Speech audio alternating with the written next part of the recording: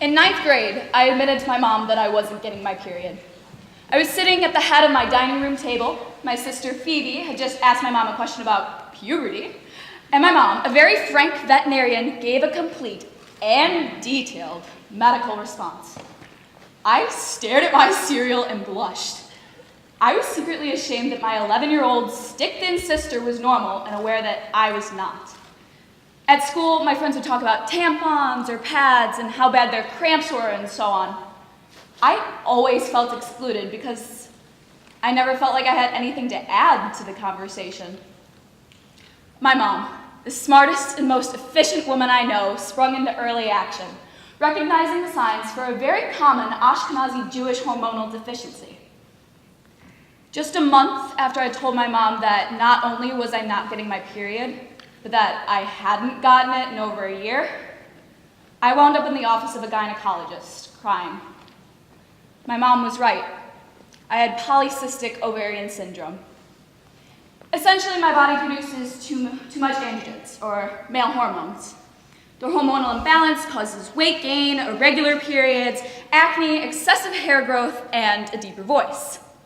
The best part about PCOS is that controlling your weight is the most effective preventative measure for the negative symptoms, but that no matter how hard you work out or how well you eat, losing weight is roughly 1,000,000 times harder for someone with PCOS than someone who doesn't have PCOS. Oh, but the fun doesn't stop there.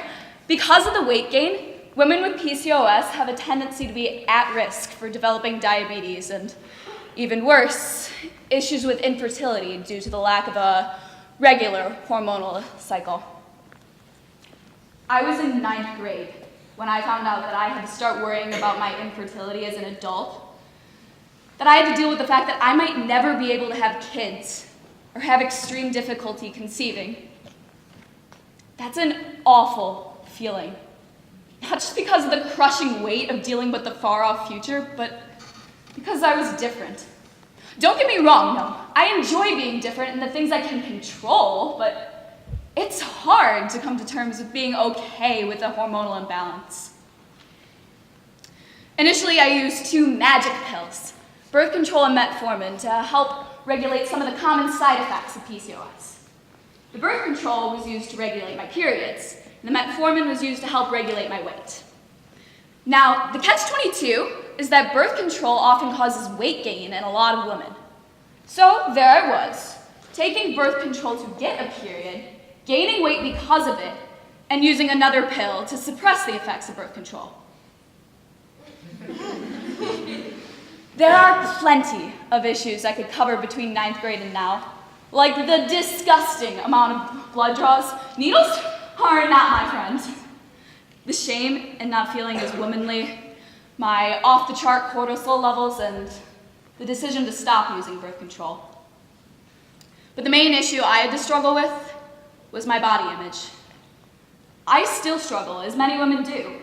I love the body-positive movements that have cropped up in the progressive world like wildfire, but I don't identify with them. I have a dichotomic conscience, where a part of me is happy with the way I look, and the other part just sees a body that's deficient. I shouldn't be overweight. I eat well enough and I exercise when I can. I make jokes about my lifestyle, but I completely understand the mechanics of personal metabolism after extensive meetings with nutritionists and doctors. My body just can't, without a complete motivated dedication to changing my physical appearance through extensive dieting and exercise that I don't have time for at this point in life. And I hate that. I hate the word can't, and I hate that I'm procrastinating my own health. The reality is that I'm heavier than I should be, and it scares me. I want children one day, and I want my own biological children, and I want to be physically pregnant and not have to depend on surrogacy. Here's the most important thing, though. I do not use PCOS as an excuse for any of the things I've just mentioned.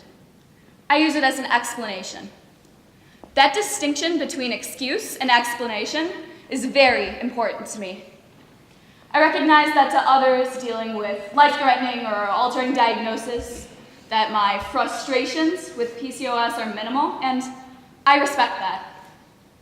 And to answer your question, yes.